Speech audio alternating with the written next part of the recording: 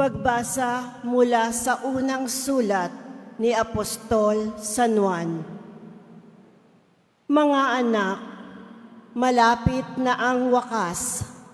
Tulad ng narinig ninyo, darating ang Antikristo.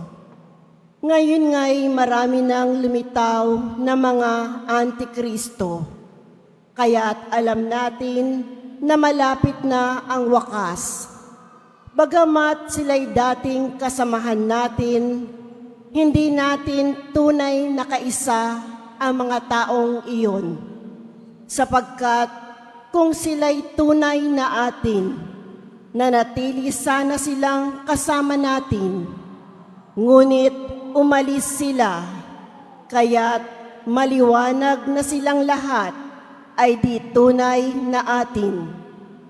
Ngunit ipinagkaloob sa inyo ang Espiritu, at dahil dito, kayong lahat ay may pagkaunawa. Sumusulat ako sa inyo, hindi dahil sa di ninyo alam ang katotohanan. Alam ninyo ito, at alam din ninyo na walang kasinungalingang nagmumula sa katotohanan. Ang salita ng Diyos. Salamat sa Diyos.